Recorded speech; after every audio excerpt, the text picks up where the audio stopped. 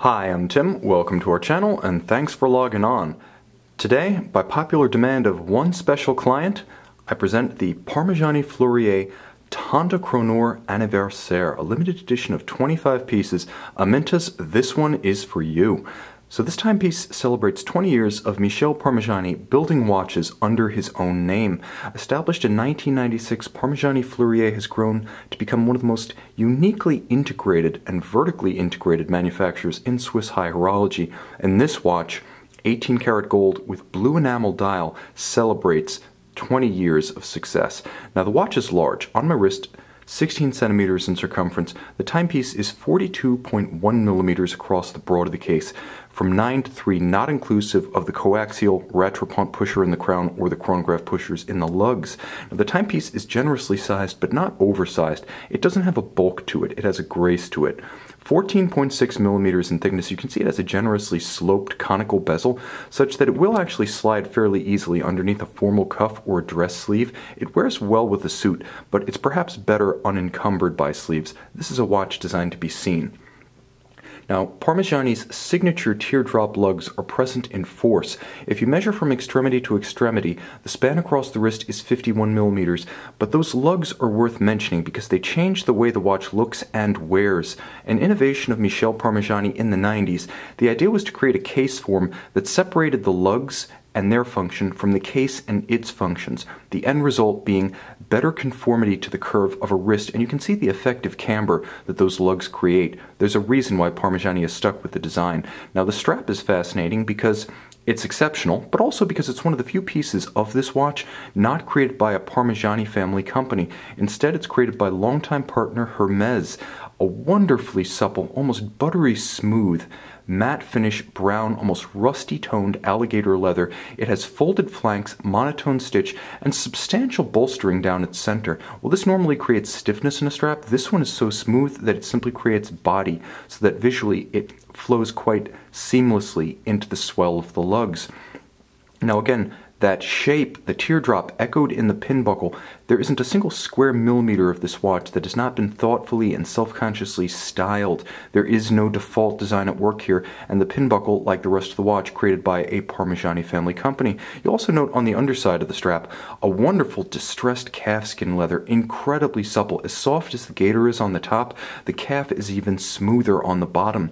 Part of the benefit of Parmigiani being an integrated manufacturer with design and fabrication taking place in the same organization is that parts such as the strap and the case junction can be built in sync and designed to work together. You'll note that the strap, despite a straight spring bar, very close hewn to the flanks of the case, and yet even though it creates that integrated look, it doesn't have the inflexibility or the desire to fight and flare that sometimes a strap that's close hewn to a case can have, and that's because each flank of the case, built by LAB, Parmigiani's case specialist, has a small scalloped portion, so the strap's actually countersunk into the flank of the case. It has its own little garage so that it isn't constrained and it can bend easily to fit the arc of a smaller wrist like mine. Ergonomic excellence in practice. Now, I'm going to tease the movement, but I'm going to start with the case and the dial.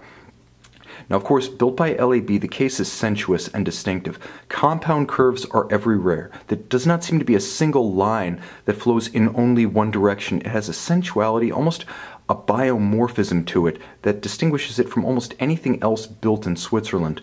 And of course, the watch is large, but it's not ungainly. Parmigiani uses, again, integration of component design. It uses the size of the case to open up the dial such that its hour track, its tachymetric scale calibrations, its grand date and marquee at 12 o'clock, its sub-registers are all able to expand and breathe. So though heavily calibrated, the dial is not crowded. Again, design of the case, the bezel, and the dial all occurring in the same organization means these pieces can be designed to work in sync. Parmigiani is best described as something like a Portuguese man of war, a bunch of individual organisms existing as part of a symbiotic whole, and that's continued on the dial. You can see it has a unique tritone, white gold for the diamond-shaped faceted hour indices, white gold for Parmigiani's unique and heavily luminescent delta hands at center, neither alphas nor Dauphine, they are delta, and of course that warm rose gold with lancet seconds hand and a broad counterweight.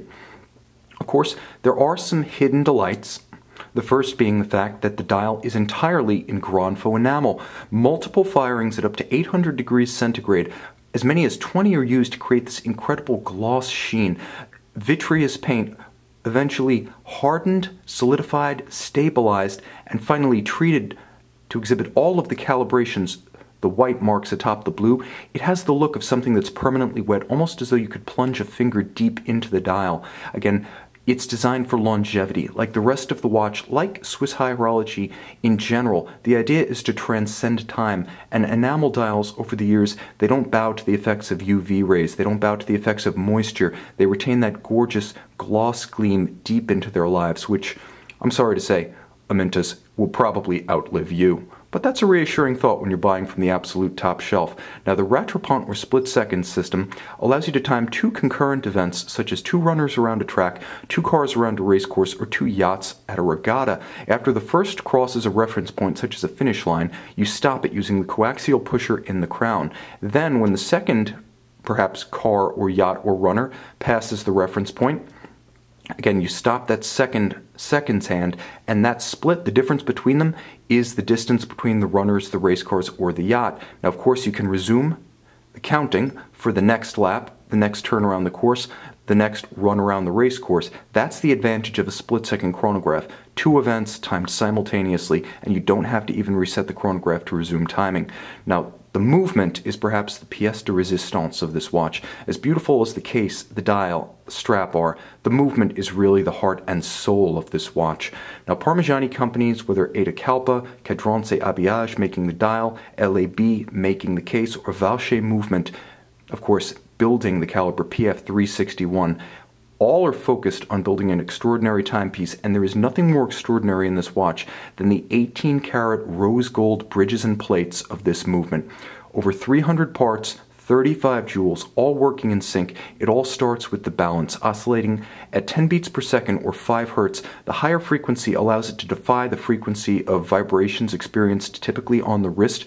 By operating at a frequency that keeps it out of phase with those wrist vibrations, it maintains better timing stability. The dual-anchored balance bridge and the free-sprung balance ensure that the watch has superior resistance to shock or vibration-induced timing deviation, while at the same time allowing the watch to take a precise regulation from a Parmigiani watchmaker and hold it in the face of the slings and arrows of life on the wrist. The bridges constructed of 18-karat rose gold are extraordinary, first because that's not easy to do, and second because they're entirely skeletonized, revealing the entirety of the works of the watch. Now, it should also be noted that finishing does not receive short shrift. The two most difficult acts of finishing in movement construction, black polish or optically smooth metal, and interior angle finishing, are both present in force black polish on the heads of the screws, as well as the crenellated columns of the column wheels. The interior angles, or the acute angles, where two lines meet, represent the most difficult finishing assignment in high horology. Keeping the cleft sharp without damaging the delicate junction of the two planes is the most difficult act, and usually movement manufacturers include 1, 2, maybe half a dozen. Instead, Parmigiani simply drapes the entire caliber in interior angles, each one immaculately finished. Impressive. Now, you'll note two column wheels for actuating the column wheel vertical clutch chronograph caliber. The first column wheel is controlled by the coaxial pusher in the crown. It operates the second hand, the second's hand for those keeping track, and you can see it acts on the column wheel just below my thumb. You'll also note that the column wheel is actuating two levers that control pincers that alternately seize and release the chronograph center wheel that controls that second's hand. So note carefully, I'm going to release the pincers. You'll note the revolving column wheel, and you'll note that the chronograph center wheel now springs into motion. On the opposite side, the hands are now moving in sync once more. Now I can also stop the chronograph outright using the master column wheel, now below my thumb. Now it's stopped, and now it's reset. And because of the skeletonization, you can see the vertical clutch working at center. The vertical clutch adds an additional refinement. Not only does it make for smoother motion of the chronograph seconds hand, it also allows you to keep the chronograph running continuously if you prefer the appearance of center seconds to match hours and minutes rather than resorting to a sub-register. That's part of the benefit and the refinement of a vertical clutch.